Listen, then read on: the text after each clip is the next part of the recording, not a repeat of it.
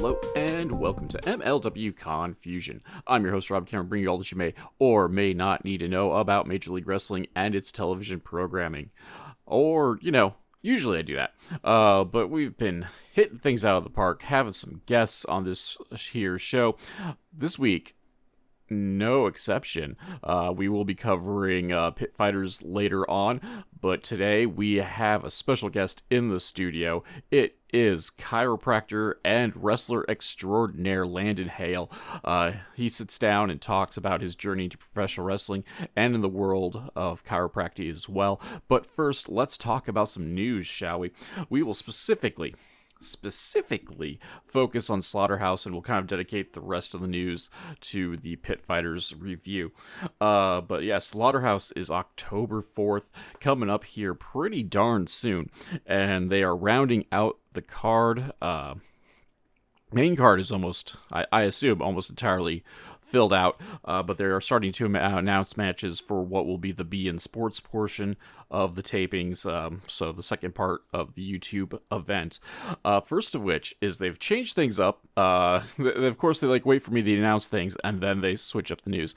But TJP is out. He is no longer facing Dijak at Slaughterhouse. In his place is the debuting Trevor Lee. No word as to why TJP has been pulled, but Trevor Lee is jumped in with this open contract thing. I just assumed somebody in the social media department just couldn't tell the difference between Trevor Lee and TJP. Too many similar syllables in there. Either way, though, should be a really good match. Though I would like to see. I'd like to see Trevor Lee take a win here, and obviously, any booker worth his weight is still going to be putting over Dijak as the guy. Unfortunately, this is going to probably come to the expense of Trevor Lee himself. But either way, good match. Carolina Caveman taking us to the moon at Slaughterhouse. It has also been announced that for the beIN portion, we have at least 3 matches announced so far, maybe more here shortly. But the first of which is we got a triple threat match, featuring Paul London battling Kenta, battling the Faux Horseman's Bobby Fish. Both these gentlemen have some issues with Fish in one way, shape, or form. Actually, it's more of a triangle. London has issues with Fish, who has issues with Kenta, and I guess there's no real link between Kenta and London. But, things are what they are. We'll see how this goes. There's a lot of moving pieces here. Contrast to styles, too, if you will. Should make for an interesting matchup. Also announced for the middleweight championship, which I assume will be the main event of that part, Mystico battles Averno for, the middleweight championship. These two debuted in MLW against each other, and Averno's getting himself a shot at the middleweight championship. Again, on paper, this is going to be a real good match to be had. Both of these guys are great and have amazing chemistry. However, I would really like to see MLW build up their own middleweights and see Mystico battle MLW talent rather than almost exclusively wrestling CMLL talent.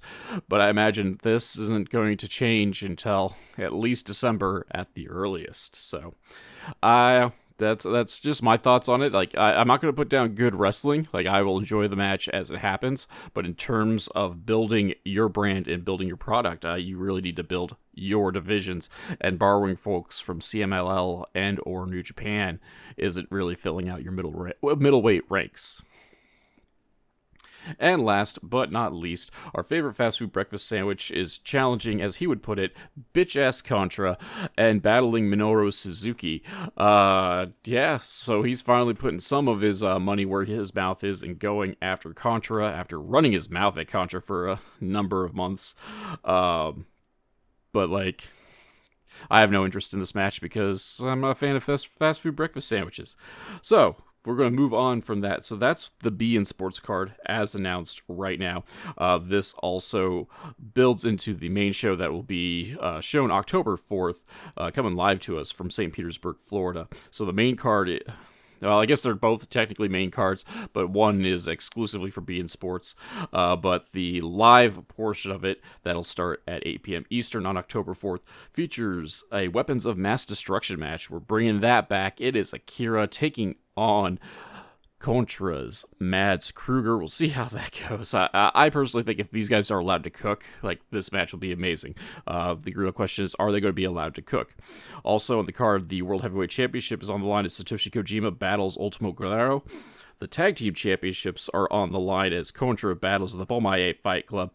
And of course, Donovan Dijak with Mr. St. Laurent battles Trevor Lee. So, all right. So let's take a break here. Let's give a word to at least one of the sponsors. And while that's going on, be sure to check out the links below and hit out the other sponsors that aren't getting full commercial time, including WWEshop.com and of course Saint Nana's Saint Nana. We're upgrading him, Prince Nana's Coffee. So check those links out in addition to picking yourself an energy drink, and we'll be back with Landon Hale. If you're like me, sometimes you need a pick-me-up to get you through the day. I drink Ray's Energy for that pickup. Ray's comes in a bunch of different flavors, and more recently Italian Ice, which is great, by the way. And it contains no sugar, so there's no crash after you drink it. And really, best of all, if you go through me and go to wetrepsports.com, use my code CASS, you get 15% off your order. So, also, be like Cass, drink Ray's Energy. Welcome back, everyone. As I said at the top of the show, some very special edition of MLW Confusion. Today, I'm sitting in with Landon Hale. Landon, how are you doing today? I'm doing good. How are you doing today? Oh, can't complain, or at least not that I do any good anyway, but no, it's been a good day. It's great having you on, great finding it, and great. Really appreciate you finding the time to jump in on here because you got a lot of stuff going on in your life too. Yes, it's like, and I always tell people this all the time. It's like Monday through Sunday, I am always busy just doing something wherever I can find like those small little windows of like being able to do something where I can just kind of like take a breather and I'm good to go. But life is always about the grind, so I'm ready for it. I always like to start off the party with the classics, of course, of podcasting. So, how did you come into professional wrestling fandom? Like, what made you fall in love with the business? So funny enough, and I always say this to every single one, it never changes, and I love this story because I think it's like a full circle moment. But so my dad, unfortunately, he passed away when I was 7. So yeah, I was very young, and one of the things that we grew up on when we were bonding, one of them happened to be wrestling, and we were like I was like 4 or 5 at the time, but his favorite wrestler was Kevin Nash. My favorite wrestler was Rey Mysterio. So we were watching more of like the WCW content. But that was one of that's how I fell in love with it. And then whenever he passed away, it took a few years. I was kind of like away from it a little bit, just kind of, again, first grade, second grade. I was like, away from all that. But then you fast forward a few years later, I remember going to I think it was like a basketball league. It was kind of like, like one of those little like AAU little leagues for basketball. And I remember one of my coaches in his hotel room, we were all like, just hanging out in there. He was watching Saturday Night Velocity, if you can remember from back in those times, like Saturday Night Velocity, Sunday Night Heat. And what happened to came on was Rey Mysterio. I was like, oh man, that's my favorite wrestler. And then ever since then, just immediately got hooked. I think it was around the time when it was like WrestleMania 20. So it was like not even like 3 or 4 years later. But yeah, so that's how I grew for the love of wrestling, was during those times. So like I fell out of it and then I came back. And then ever since then it's just been up. And that's seems to be pretty consistent. Everyone seems to have kind of like this lull, whether it's like high school or college or even afterwards, where either they just didn't have time, real life happens, and then like, oh hey, this is on. Oh yeah, I loved this. But I have to ask, and hopefully it's doesn't bring up anything too bad, but did you get to watch Kevin Nash lawn dart Rey Mysterio like live as it happened, or am I just dating myself too much on that one? No, I remember that, and that was actually one of the moments when one of the moments when I guess Kevin Nash defeated Rey Mysterio and he had to take off his mask. That was just like, it was like house was torn because obviously my dad was a fan of Kevin Nash. I was a fan of Rey Mysterio, and I was just so upset. But then and then like, and again, it was like nostalgia when I saw on WWE Velocity when Rey Mysterio came on. I was like, I remember that mask somewhere. And like one of the few things I remember from that was like this was back when we would go to like video stores, like that we would like rent movies and rent video games and stuff like that versus like what we do now with like PlayStations and Xbox. But I remember getting the best of Bash at the Beach, and one of my favorite matches was Rey Mysterio and Psychosis, and I would just continuously just watch that back over and over again. I don't know, something about luchador wrestling just like brought me into it, and specifically like more of like the high flying stuff. Because as I got older, I got more into like the TNA stuff. So like I grew up watching Christopher Daniels, AJ Styles. You know, when Kurt Angle was doing the product as well. Abyss. So it's like I just fell in love with like anything pro wrestling. Well, and I'll even give TNA its props. Like for a bit, I mean, they were like one of the preeminent high flying companies going with the X division, despite how they would try to rebrand it occasionally. And then they'd have their was it World X Cup, I believe, where they'd bring in teams from around the world. And so we got like a pretty good assortment of luchadores off that as well. Oh yeah, absolutely. Yeah, when I remember like it would come on Spike TV, and it was a perfect moment too because do you remember the show MXC, where it was like the Oh Japanese yeah, game show? I Oh love that. my gosh, I do too. And like it was a perfect transition because I would watch that, and it would transition right into wrestling, and then right back into MXC. I'm like, this is like the best like segue of it. Just like funny violence, then wrestling, then more funny violence. Like it's great. Yeah. So that was like the best childhood is growing up watching like old school like WWE, watching the old school TNA when like AJ Styles was in his like early years. I mean he's still in his prime now, but like very early years when he was just going at it, like it was awesome. Yeah, like some of that early TNA stuff, like TNA at various points, and rightfully so, I think, it gets kind of a bad rap and is kind of laughable, but like they've had killer talent over the years, whether it was properly utilized or not. And there's a reason AJ Styles is at where he's at now, and it's because TNA and him putting on bangers against pretty much anyone they'd put in front of him, whether it was the early days with like Jerry Lynn and the Amazing Red, or moving on to more Christopher Daniels and moving into the heavyweight division. Oh, exactly. Yeah, I mean they like he meshed with anybody. So I mean that was definitely one of my favorite wrestlers growing up for sure, alongside Rey Mysterio. To kind of go in, continue with the talk of the love of wrestling. So, what made you pull the trigger to get trained? So that one actually took, and so a lot of people, and I'm sure you hear on your podcast all the time, where they started off at a very young age. Like I started at the age of 10, 12, 15, 18. I actually started at the age of 24, and that was 6 years ago in August. And I'm from Kentucky, which now I'm living and residing in Massachusetts right now. But when I was living in Kentucky, I was getting ready to go to chiropractic school in Georgia, and one of my friends, he's a local wrestler in Kentucky, and he was talking about on Facebook, name two wrestlers, like compare the two like this or that. And when I was on there, I gave my two wrestlers, and then I just kind of kept like asking, like, or like we kept talking wrestling under the comments on Facebook. And then I was just like, light bulb came to my head, and I was like, you know what? I have one life. Why not live it to its fullest? So I shot him a direct message, and I asked him how he got into it. So he said, "Meet me at my buddy's place this day, and we have to like kayfabe it just because in Kentucky you have to have your wrestling license." So I wasn't allowed to take any bumps, but we kind of like finagled our way in that scenario. So we went to our friend's house, which he unfortunately passed away a few years ago. So it was he had a ring in his backyard, and he was holding it for a promotion that was running at the time in Kentucky. When we showed up there, he was like, "Hey, so this is how you take a back bump." He showed me how to take it. I took it. I was sore at first, but then I was just like, "This feels great." So it felt like I was a little kid again, just wrestling on my bed or wrestling against my cousin on a trampoline, where I'm just kind of doing like these moves that you would see on TV, and it just felt like it was second nature to me. Um, and then after doing all of that, I talked to him a little bit more, and he said, "You need to go to Virginia and train under a guy by the name of Mike Sampson." On the indies right now, he goes by Iron Cross, but back then in like the 70s, 80s, he was enhancement talent for like the old school WWF.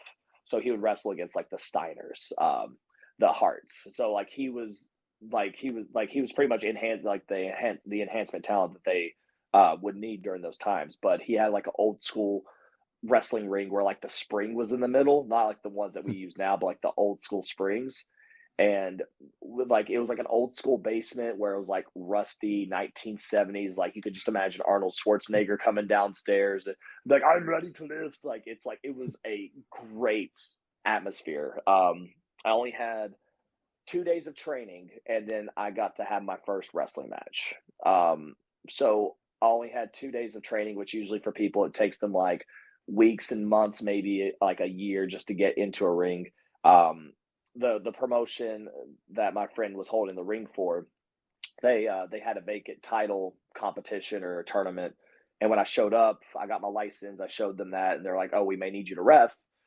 And two guys that I'll always think to this day, their names are JT Walker and Eric Porter, because when we were getting the ring set up, they were taking us through some drills, and they were like, "Oh wow, like you're a natural at this." And then I told them that I've only been, training for a couple of times, and then I got to do my first ever match. Well, technically, first ever two matches because I won the first round and then lost the second, but I got my feet wet with that. Had a few more matches before I drove to Georgia for chiropractic school. And there's a lot of like there's a lot of wrestling schools down there, and the one that stuck out to me the most was Robert Gibson's school. It's called All Pro Championship Wrestling. When I was talking to Mike Sampson, he was referring me down there because they knew each other because they travel, or the Rock and Roll Express used to travel in that area, so he had his contact, and he was like, "Hey, I have a buddy I have a kid that he's really good," and so pretty much Robert broke down my foundation a little bit to kind of help rebuild it a little bit. And I only did like a few months of training under him, like maybe like 5 or 6 training sessions, because while I was in chiropractic school in October of 2018, they have so like rather than like regular college going semesters, we go quarters. So it's every 3 months, like October to December, January to March, so on and so forth. Um, so from October to December, I was just training. I had a few training sessions, and then in January, I went to um, APCW, and that's again Robert's promotion when it was running at the time. And someone no showed, and so one of the first rules of wrestling is to always have your gear on you. I had it with me, and I happened to be in the semifinals. I happened to be semi main for the tag team titles, and then ever since then, it's been like constantly, just going to different places, just networking, going to different wrestling shows, getting on those, just traveling all around pretty much Georgia and South Carolina, a little bit of Tennessee. And then in 2022, my wife and I got married, and she wanted to move back up to her home state, which where I'm at in Massachusetts. And now I am doing some training under New England Pro Wrestling Academy, which is home of Chaotic Wrestling. And ever since then, I've just been doing my own thing. So it's just, from there, it's happened to be, big matches, traveling all over the world within this year. So it's just, that's where I'm at right now. So here I am, 6 years later. Well, before we talk about the now, because you've broken out this year, really. But I always like asking people who've trained under like legends, like what was it like specifically under Robert Gibson, and how was he different than say Mike Sampson or any of the other training that you've gotten to work under? It's different just because, as you know from like NWA, like when the Rock and Roll Express would cut a promo, obviously Ricky Morton would do like 99% of the talking. Robert's like, "Hey, let's get in the ring," like that sort of deal. Like Robert's like to the point, but like when he cuts a promo, obviously it's good. But with him personally, he's very compassionate. He's very like he's understanding of the business and understanding like what you need to do in order to make it. When I had like small talks with him, he's like, "This is how you lock up. This is how you do this." He'll tell you funny stories. I mean, you will laugh at all the jokes that he tells you. Like he's so personable, and like when people get with him, they just want to like he just wants to like because some people they say like, "Oh, pick at his brain." Like he's literally trying to throw his brain at you like every time that you talk to him because he wants to help these young guys get to where they want to go in life when it comes to wrestling. I was very fortunate enough to be trained under him from October of 18 up until about May of 2021. Um, I remember all of us taking a picture with the students, and then he gave me his WWE Hall of Fame ring just to wear for the picture. And then he was like, "Don't forget about me when you make it on TV and stuff like that." And so it's like he had so much faith in me with what I did as a wrestler and as a competitor. So I look at him as my wrestling dad. So I'm really really fortunate and thankful for him. And just like everybody else that I've been under, like just being able to train under them, like it's great. But just like obviously I've trained under Robert Gibson for I guess almost 3 years. So it was just a really nice experience to like understand a little bit of the business, understand what it means to be like that fiery baby face because there's no, I mean, like he's always been like the fiery baby face like 99% of the time. And I feel like that's me and just being very transparent. Um, but he's always taught me like some good hints and stuff like that with wrestling. And then as soon as we got finished there, and I actually forgot to mention this part, but after I got finished at Robert's school, whenever he shut down the school, I was training with AR Fox for about maybe 7 or 8 months. So just kind of picking at his brain a little bit too, and he's taught me a little bit of the ropes. So it's good to get like a mix of different styles and different teachings because now I can use all of that and put it in my tool belt for later. Oh, exactly. And there, like in terms of like in ring style, there's a big difference between AR Fox and Robert Gibson. Even within like the character aspect of it, just What's almost funny night and is that day. what's funny enough is that a lot of people like when like one of my friends Pete Rosato like he does commentary for some of the indie shows in the Bronx and stuff like that and like in somewhere like some other place in like Northeast and New England but every time that we get on the like every time he gets on commentary and I'm watching my match back I'll hit like a Spanish fly or something like that and he goes oh you know that Robert Gibson didn't teach him that move I'm like it has to be more from AR Fox I'm like oh yeah definitely from him. I mean, I don't know. I mean, Ricky Morton's been breaking out destroyers. I mean, it's not maybe not under the realm of possibility for Robert Gibson to throw out a solo Spanish fly or something. Hey, listen, the day that Robert Gibson throws out a Spanish fly, I will give my paycheck for a year. I'll give my year's salary to to him if I see him do a Spanish fly randomly right now in a match. Okay, we're throwing it out there. We got the challenge. Someone talk Robert Gibson into doing a Spanish fly. Hopefully, the ring is decent. Fingers Uh, crossed. Fingers but crossed. going along with the line of the rings, and in this case, the older generation now pull out Spanish flies. You've referenced going to chiropractor school. Like, firstly, like, kind of like, what made you decide to go into chiropractic? So going into chiropractic school, it's everyone's going to have different roads when it comes to what they want to do with their life.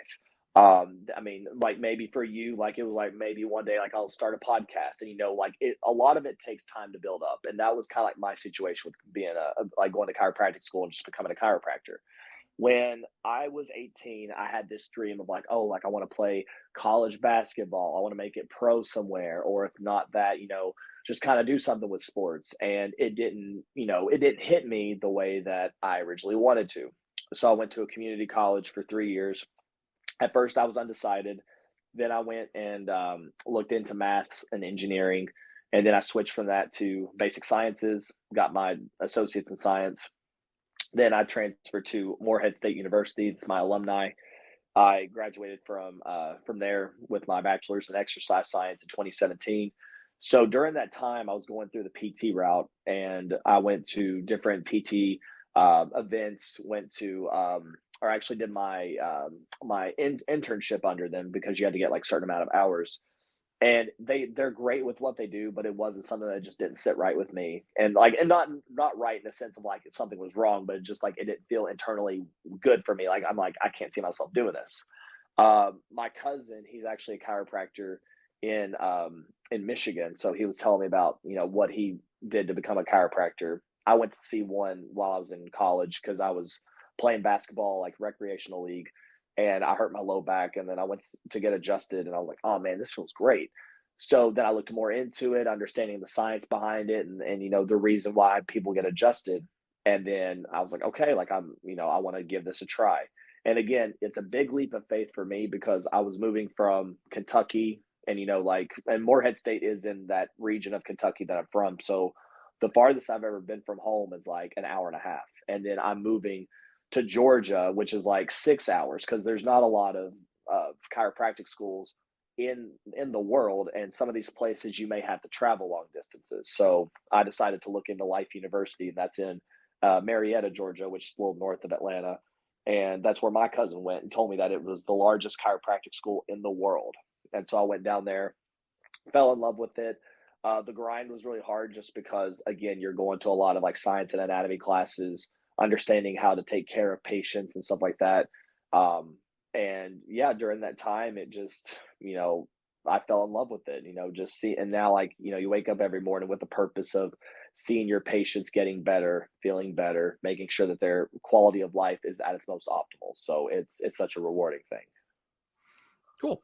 I also just was going to like dig at that because like I've never like hid the fact of where I'm geographically located, but Quad Cities, Iowa, Illinois, and we have Palmer, the Palmer Institute. So I was Yeah. curious to see if like we planes like 6 degrees of separation. Like, oh, and if I would have just drove down the street at the right time, I could have like seen a fresh faced Landon Hale walking down because like at one point I worked like 4 blocks from the campus, and so that was part of my morning commute. But No way. just Funny enough, I've so in chiropractic school you have to do 4 parts of boards, and part 4 is you have to go into you have to go to the school and you have to do like a mock trial thing. So like you have 20 rooms set up, and then you have to go in and you have to like diagnose the patient. Like you have to go through these tests, and then you have to ask them like the OPQRST, where it's like, oh, like what brings you in, where does it hurt, what makes it better, what makes it worse, that sort of deal. My wife and I, we actually signed up at the last minute, and because like the deadline was that day that we were supposed to sign up, we signed up at the last minute together, and luckily we had like the same time slot and the same, because like you have to put down like your top 4 schools that you want to practice at. Obviously you want to be close to home, so we put Life first, then we put, I think it was like Florida second because we were like right above Florida. We put Palmer in Iowa, and then we did, I think, like Texas or something like that. So we actually got picked to go to Palmer. So I've actually been in Davenport before, which it was a really nice. I mean, I didn't realize it was that cold in November because we went like November of like 21. I was like, geez, like this cold, like it was freezing. And we drove through the night. So we got there like a very early time on like Thursday, and then we took our tests on Friday and Saturday, and then just drove back Sunday. But no, like Davenport's like a nice little area though. I do like it though. yeah, it's like a lot of people say this about like various suburbs or whatever, but like the Quad Cities, it like really comes off like a small town, surprisingly, despite being like a metro area of nearly 500,000 people. It does. It's nice. And like I forgot the oh wait, was the restaurant that my wife and I went to after we got finished taking part 4 boards. I think it was like Billy and Me or something like Oh that. yeah. Oh, that's such a good place. I haven't Oh, been there in forever because they were really close to the apartment complex that collapsed. That made that made national headlines, and what? Oh yeah, man. Yeah. and like they're open and fine. It's one of those things. Is like we just haven't gone in forever. And it's not a knock at like their quality. Like I've actually had like the best like pork tenderloin medallions there that I've Oh, ever I had in think my I life. think I had that. It was so Like good. I I know. I Oh yeah. I ordered it like on a lark because I'm like, yeah, I want lavender pork chop or pork tenderloins, and then like one bite into it, I didn't say anything for like the rest of the meal outside of like the one bite or the one bite where my wife's just like, what's wrong? Because I don't in my real life I also don't shut up, and so if something shuts me up, it's a cause for concern, and I'm like, you gotta try this, and then Yeah. like oh, that is good. But yeah, no, it's still there, still downtown. Yeah, I just haven't been forever, and mostly because there are so many like great restaurants, and just in the area, like it's really underrated culinarily speaking too. Like, I mean, there's nothing necessarily that's going to be like on your like Michelin star necessarily, but like Right, there's just some right. really good places out there of like all in like most of like the ethnic categories. Like there's a really good Thai place like 3 blocks from my house. It's Yeah, like oh, that's awesome. There, so like my wife, she's a big foodie when it comes to like breakfast. So like especially like when it comes to eggs. And I remember there's like a small little breakfast place. I can't think of the name of it right now, but it's like a small brick building. And it's like there's literally no one else there, but I think it's just drive through only. I don't know if you know where that place is. oh, it sounds like a Red Band coffee. Yep. Yep. Red Band Coffee. Yep. Yeah, I used to go there and order like the most difficult to pronounce roast of the day, just just to like I don't know, like either A try to show off my college education or B just to show how ignorant I really am. But like get some random like Ethiopian roast that had a 6 syllable name to it. But yeah, but like the egg sandwiches are amazing. She's a Um, huge fan of those. Yeah, that was yeah, really and good. that's about the only food they make there. Like egg sandwiches, and I think you might be able to get like a muffin, but Yep. It yeah, was a muffin. I those are your choices, and yeah, they actually have like 3 locations now. But like yeah, none of them are really like, they may not be drive through, but they're also not sit and enjoy it either. Gotcha. They're still like even the places that aren't a proper drive through or come in, get your stuff and leave. Partially because they do a lot of their own roasting in the actual shop itself, Which is a which good thing. It's a great thing. it's great. Like unless you live nearby, because I've learned this the hard way in a previous life that coffee roasting does not smell as amazing as coffee does. Yeah. Like it turns out it smells like burnt pancakes because I lived next to a coffee shop that did their own roasting out Gotcha. in Galesburg, Illinois, which like is amazing that you can find any coffee that's like self roasted in that part of Illinois. Right. But like and it took me like months to figure out what I lived in an apartment building, so I just thought like one of the old people were burning pancakes like 3 days a week. And then like my first like full winter, I watched the steam come from the coffee shop like directly at my apartment window. And like, Right. oh, there's my epiphany. There you go. Coffee roasting actually smells terrible. Good to know, which There is you go. so weird because I love the smell of coffee, but no. But that's crazy go nuts though. You like showed up, so like there might have been a distinct opportunity that we like saw you walking down the street, just or was like Just even behind, or just behind you waiting at Red Bank because like that's our like special treat breakfast because there's right. not. I live on the Illinois side, so we have to cross the river to go do it. And Gotcha. that also speaks to the quality of their food is that like we have to cross the river to go do it. It's not like it's like 10 or 15 miles away, but like there are a handful of coffee shops between us and across the river, Yeah, but none of them and do an even egg sandwich like that.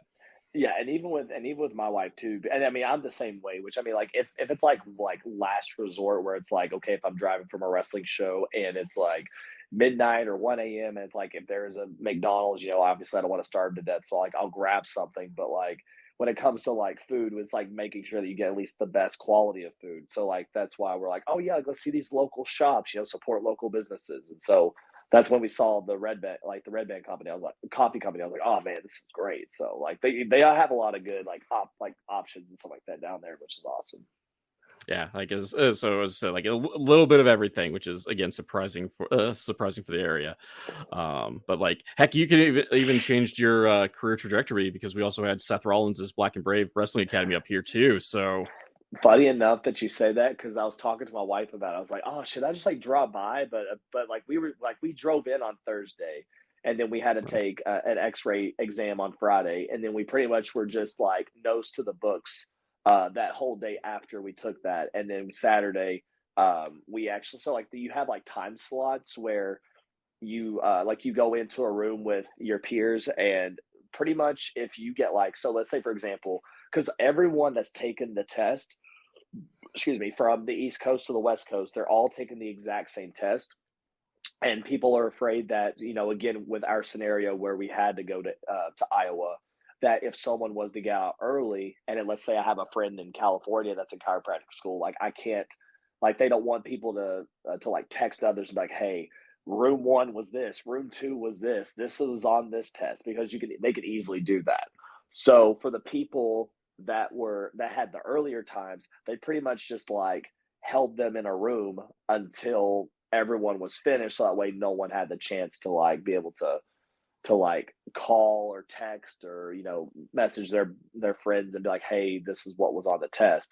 But luckily we had like the 5:30 evening slot, and it took us a good 2 or 3 hours, and then that's when we went to Billy and me, or me and Billy, after, because that was like one of the fewer restaurants that was like open late that night. And then as soon as that happened, we had to drive the next morning because we had to get to class Monday. So I was telling my wife about it. I was like, man, like that'd be cool to go to Seth Rollins' school just to kind of check it out. But yeah, I guess the timing wasn't the best, but I may have to do that the next time.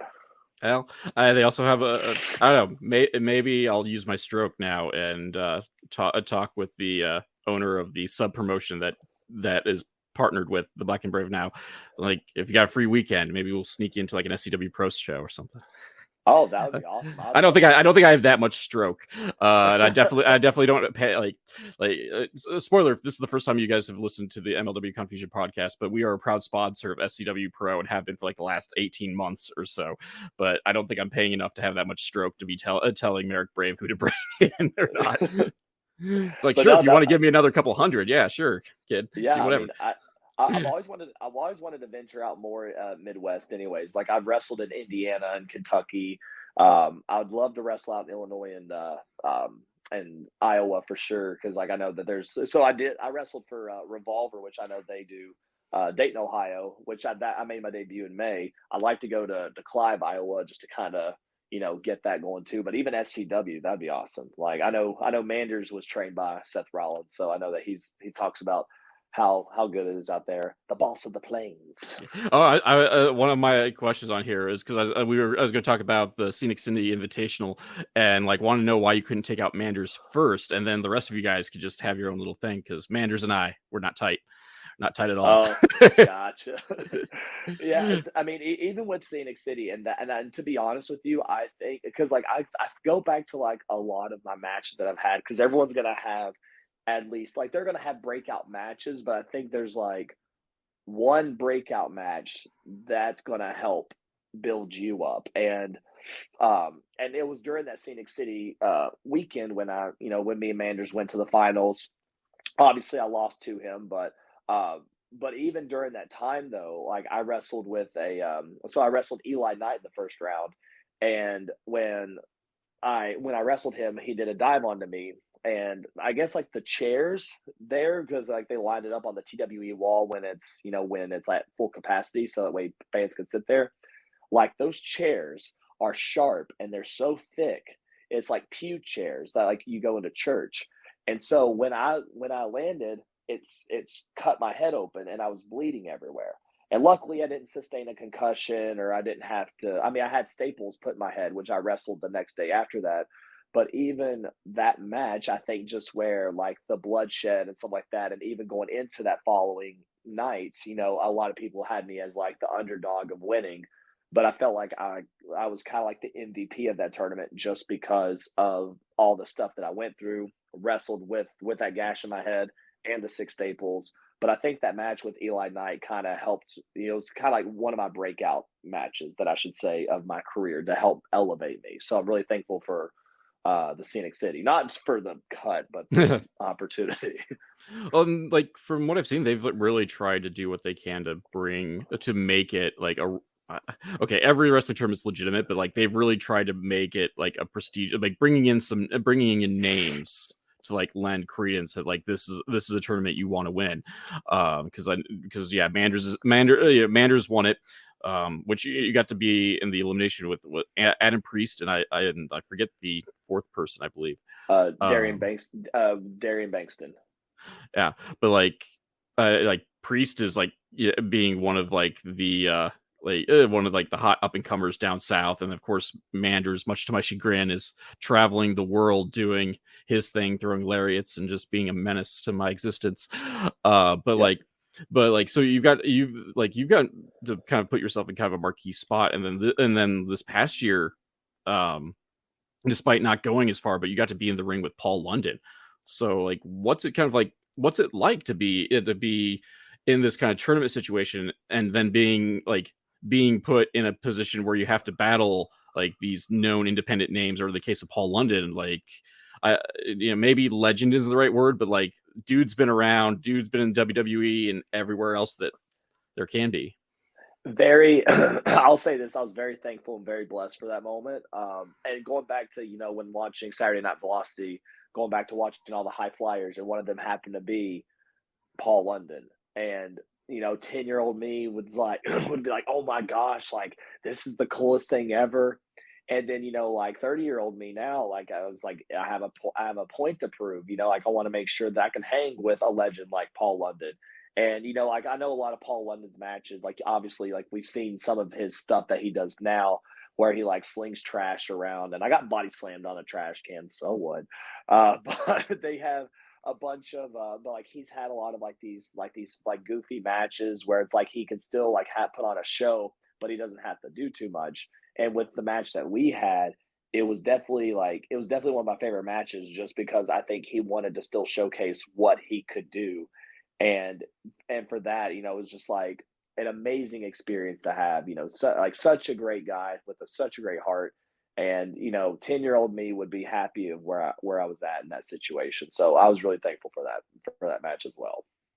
Oh, and he's a guy like a lot of guys. I mean, everyone kind of changes their style as they age, and like he's definitely become like an epitome of a work smarter kind of guy. Considering like he started his career with "Please Don't Die" chants, and like yeah, he Yep. can still fly, but like now he's just like I don't have to. So I'm gonna make you wait for Exactly. it, and like I can have a good match without pulling out a shooting star press or doing an acai moonsault or any other fancy named flip you want to throw out there. And he also kind of has that chip on the shoulder to show that he can be that entertaining while doing it. Exactly. And like even like I mean, just to continue, like look at his stuff with like the White Rabbit Tribe in Lucha Underground, like showed a whole another like facet of like what he could do instead of just being like weird guy that flops. Like now he's got this whole like he's like the number 2 guy in the cult going on thing. But Right. this run like it kind of like in Scenic City also kind of epitomizes, again, like we referenced it before, now we'll kind of talk about maybe in a little more detail, but kind of like the breakout year that you've had. You make your name out in the independence in general, whether you're rocking it out in like beyond Scenic City, everywhere in between.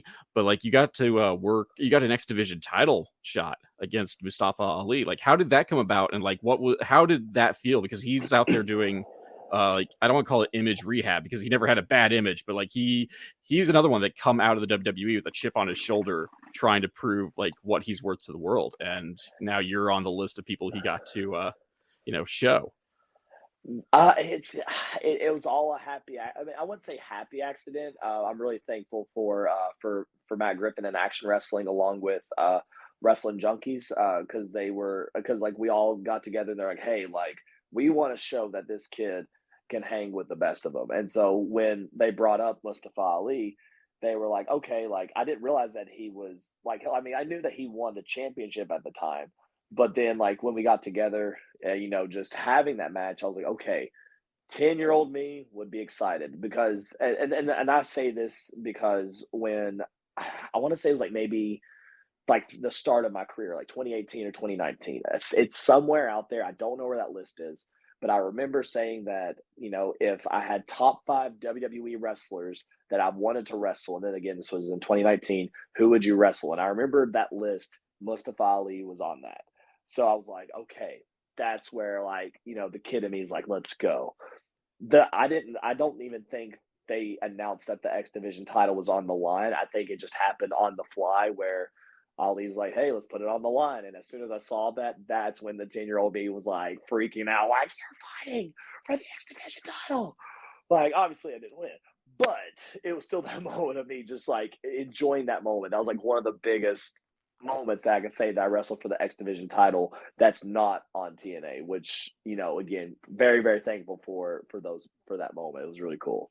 Oh, that had been like a merging of like all of your like childhood hopes and dreams right there, because we did touch about how you'd watch a batch of TNA wrestling, which again, what set TNA apart was the 6-sided ring and its X division, and now Mustafa is kind of is the kind of face of the division when you guys finally got to meet, and then he's on your top 5 list. So that's crazy, go nuts, and just another great way of kind of like again getting you out there and just showing like that you're legit, like you're not just, I hate to say, just a weekender. Not that there's anything wrong with weekending, but like that you've put in the work and it's paying off.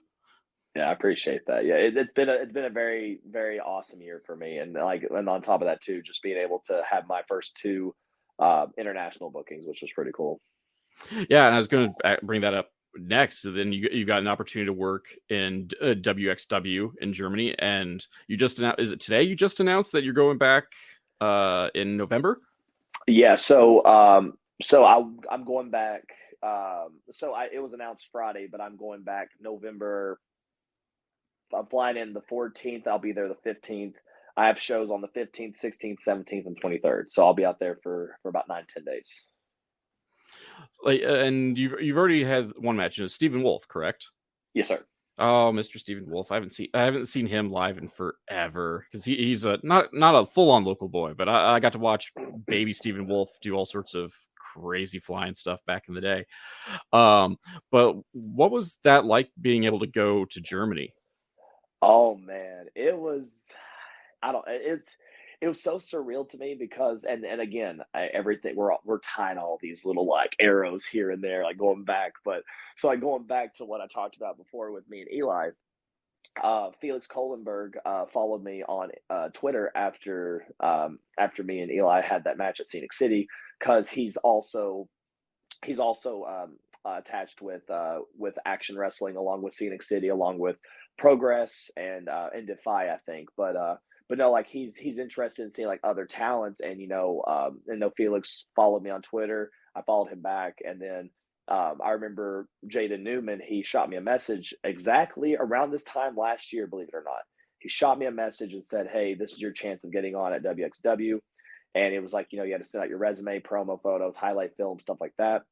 And then I remember I was at my office, and I was getting ready to go back to adjusting, and then I get a call from Matt Griffin from Action, and he was telling me, he's like, "Hey, have you heard of a guy by the name of Stephen Wolf?" I'm like, "I believe so. He's from Texas, right?" He's like, "Yeah." I was like, "Yeah, I've heard of him." He goes, "Okay, good, because you're going to be wrestling him at WXW."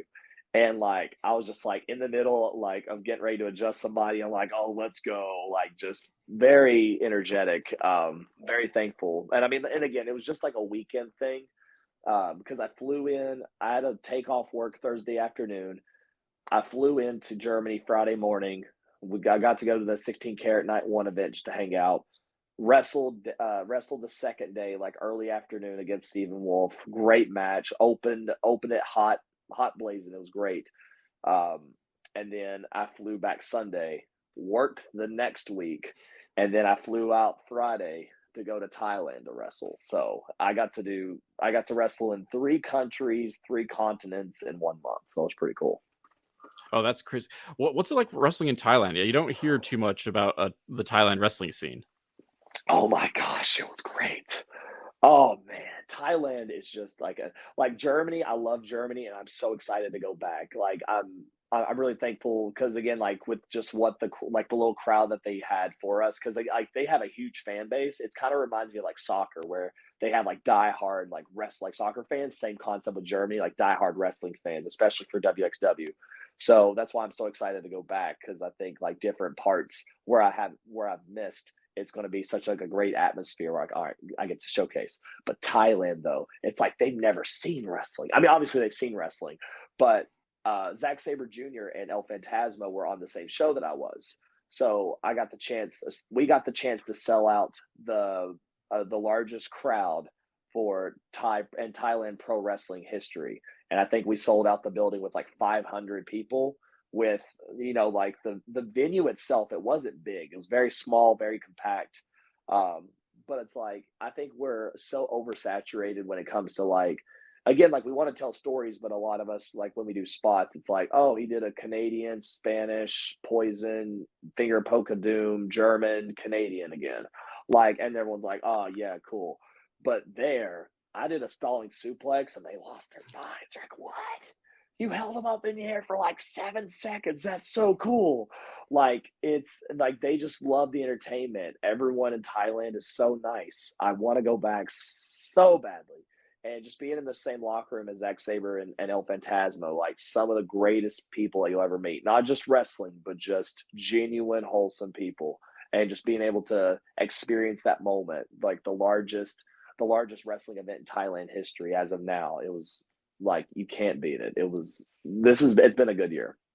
Like that's the part, like not that I do a super ton of research for these things, but like that's something I totally missed was you going to Thailand. And that's crazy, go nuts, especially like evidently how starved for wrestling they are, and you got to be part of this huge event for them. Yeah, And then being with Zack Sabre Jr. and El Phantasmo as well. yeah, and I'll say shout out to Daikaiju as well. They just started running their shows. They started running their shows back in November, and everything again goes back circle.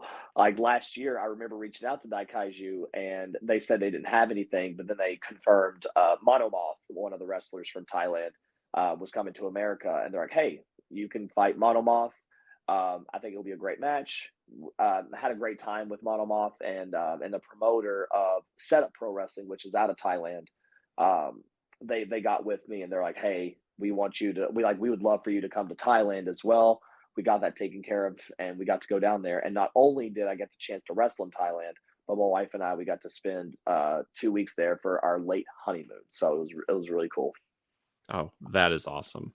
Yeah. So Wow. That's that's one of those like little like short list things that like I would like to do if I had like the money or opportunity to travel the world. In addition to hitting up. Okay, I'll make the joke. Hitting up anywhere the wife wants to go, aka Ireland. there you go. But There you go. but again, like this is culminating this breakout year, and everyone like this is the time of year a lot of wrestling fans fawn over our big lists, the PWI 500, and then bam, like this year, this is your first appearance, correct, in the PWI It 500? is. I believe It is. 380. You Yep. have that like framed? I don't yet. We're like we still have a lot of. I'm going to use this very nicely. Got a lot of junk and clutter in the house, and let's use that in a very nice way. But I want to make sure that whenever I do have that, I mean, I can order it at any time. So I just want to make sure that when things are nice and organized, I could be able to have that. But no, like when I found out, I was floored. I was like, this was like, it's a great feeling because again, a lot of people, they may make, like jokes or like something about like, oh, like it's just a list, that sort of deal. But it's about wrestling with your peers and being compared to some of these people that you're on that list with. And so even if it's just being in the PWI 500, like even if you're at 500, like it shows that you can hang with the best of the 500 wrestlers that are on that list. So I mean, obviously last year I felt like yeah, I could have been on there, but again, I also had to deal with an injury where I fractured my wrist. Funny enough, to the day 2 years ago, fractured my wrist, and that set me back for a little bit. So obviously, I'm sure qualifications kind of were out the chart or out the window on that. But just being in it this year, it's just been very very grateful. I'm just really thankful for all that I've done this year, and it's just kind of like sitting back and going through like the Rolodex in your mind of like the matches that you've had like from like like within the past year, just even this year. I'm just really thankful for all that I've had so far, and I got a lot of good things coming up too. So I'm just counting my blessings.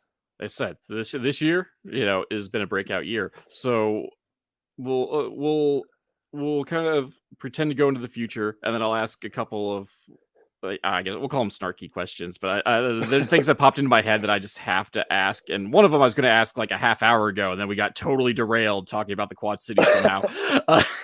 Hey, listen, we spent like 10 minutes talking about Iowa. Imagine that. I mean, this is why I love like we can call my formatting not terribly professional because I'm not a guy that has all my questions written out and I don't send it to the people that are on the show. But if I did things like that, the odds of us going into a 10-minute conversation about Quad City cuisine it probably wasn't going to happen. So like, there's our scoop. This is the scoop I said I wasn't going to be getting in podcasting. Is here's talking Quad City cuisine with Landon Hale, but Yeah, and then I'm here and I'm like, I don't even know what's going on. But no, I mean, like we're just here, just shooting the breeze. I love it. yeah. So, um, but like, so where do you see yourself we'll say the short term future? So within like the next 18 months, and then where do you see yourself in say like 5 years or farther along with your career? 18 months. So I know the plan right now is that my wife and I are planning on moving back to the South. We're planning on moving to the Carolinas. So I definitely know within from now up until that time, maybe a little bit more. Like it'll be mostly like, just getting great bookings up in the area, doing a lot of good things, but also being able to go back to the Carolinas and do some stuff with like action wrestling, TWE. I'm hoping some stuff with like if anything, I'm hoping some good gigs. Like if it's whether it's MLW, whether it's TNA or NWA. Just having that opportunity to kind of showcase what I can do within the next few years. It's I think I've learned in this moment where like again it's good to predict or like think where you want to be in the future. Like people say like, oh, I want to wrestle for WWE. Oh, I want to wrestle for AEW. I want to say all of those things. Like I want to wrestle for WWE or AEW, but I'm also have been learning to like we talked about before, just appreciating everything that I have in the moment. Because I think everyone, especially in wrestling, they get so caught up within their life. They're like, okay, like I want to get here, I want to get there, I want to be able to wrestle for this promotion, but they're not. That promoter's not messaging me back, or he's read my message. I want to go here, and it's like that you put in the work, but also they don't realize what's in front of you or like what has happened. And so I've tried my best to be more in the moment. So like again with Ali, with Paul London, with Germany, with Thailand, going back to Germany, PWI, like just try to appreciate those moments. But even in the future, it's like I'm hoping a big TV deal or like at least like eyes to get somewhere towards a TV deal, and then just being able to support my family and also hopefully still being able to do the chiropractic thing. And great, you brought it back into the chiropractor thing because this is where one of the snarky questions I wanted to come in. So how do you kind of like rectify in your head doing the professional wrestling thing while now exactly what that does to the human body, and like in my head that's horrifying because I think the science said like just a regular bump is like the equivalent of like a 35-mile-per-hour car crash, and that's not Yep. counting like drivers and jumping off the top rope or any of that. So like how do you like balance like this love of professional wrestling with the fact that like in your head like you can like you physically know like oh that's going to be a bulging disc in like 6 years or whatever. It's and I mean, and again, like there's always the saying like accidents happen, but I am always, but again, it does take two to tango when it comes to wrestling, and it's also about just making sure that that you're well aware and taking care of your opponents, making sure that nothing drastically does happen. And so again, like whenever I take bumps, I make sure I get adjusted the next day. And the good thing is that my wife's a chiropractor, so my spine is in good alignment. My neurons are firing, brain's working well, body's working well. So just got to keep on going. Knock on wood. There you go. I had a Crowbar on the show, and like I asked something similar of him, where like you're not a young man anymore, and you're still taking back body drops on guardrails. You're a physical therapist. Like how why? He's like that just means I know how to do it safely, and I don't do anything more than I have to. Okay, Exactly. that's Crowbar's the man. The first time I met him, because sometimes when it comes to like chiropractic and PT, you're looking at holistic versus medical, and sometimes they don't clash. But like the first time I met him, he gave me a hug. I'm like, oh, this is my bro right here, and we're trying to talk like PT and chiropractic.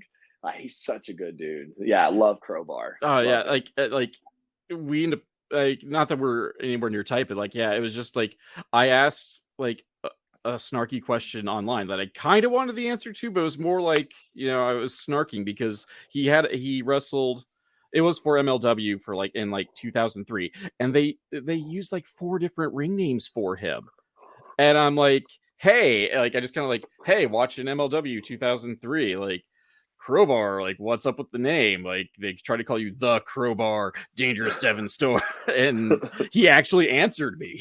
Like That's with no, awesome. with like I mean, his answer was also kind of flippant, but like made sense because it was basically just like, you pay me enough, call me whatever you want, man. Which Right. I respect. I respect that. That's part of in a chunk of my motto. But yeah, we just kind of like, and that led to indirectly like a couple months down the line because he's so busy too, having him on the show. But yeah, no, he was great.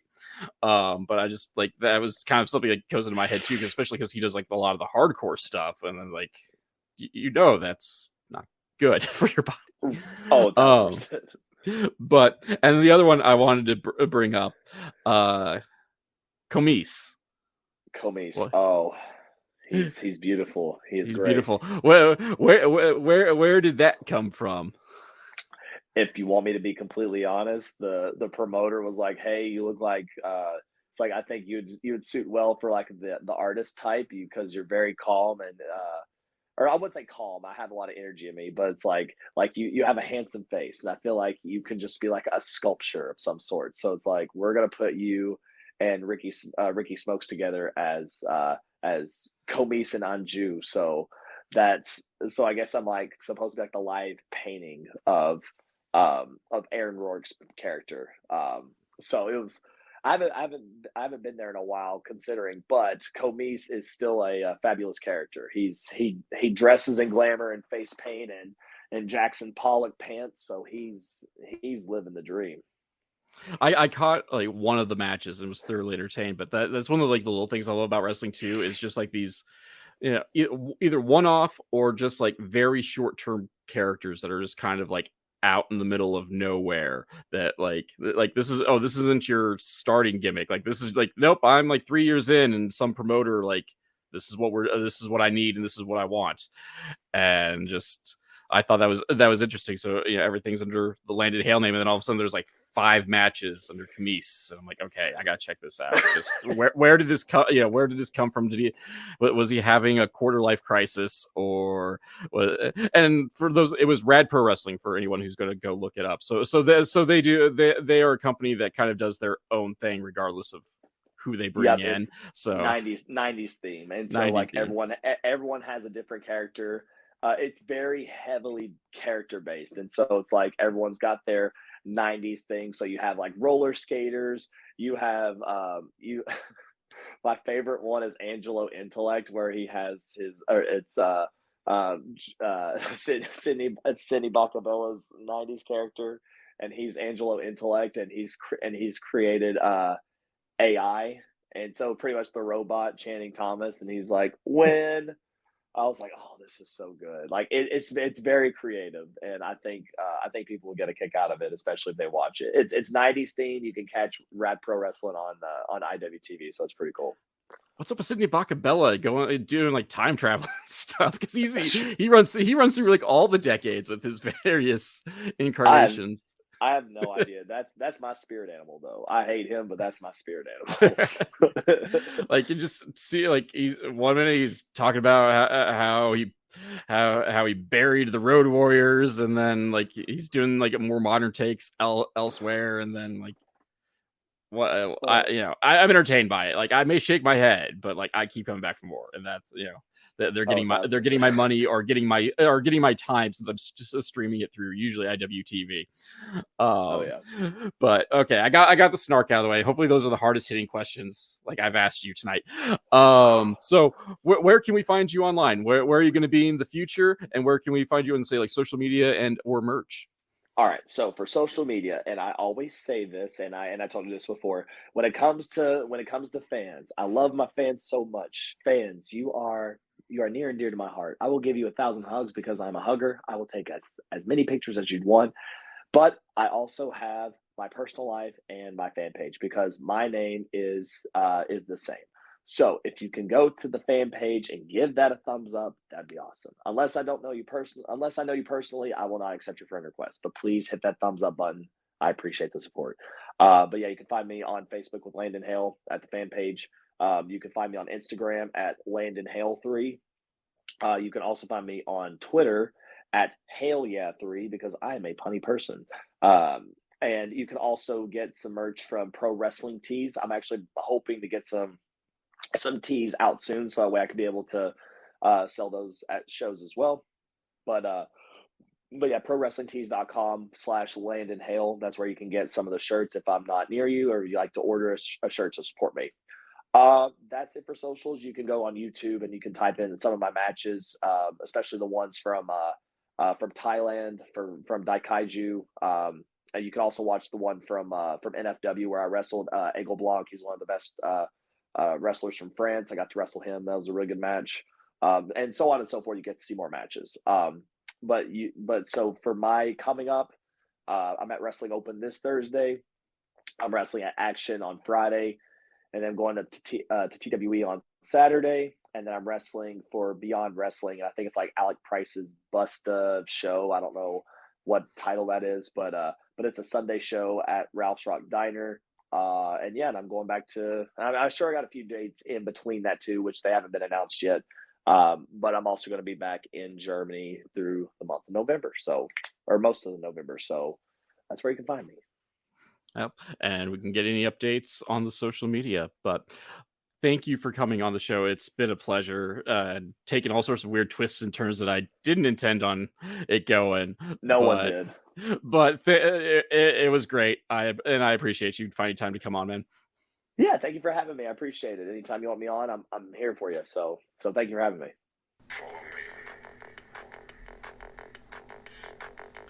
MLW Confusion is a weekly podcast that's written and performed by Rob Kammer and hosted by Spotify for podcasters.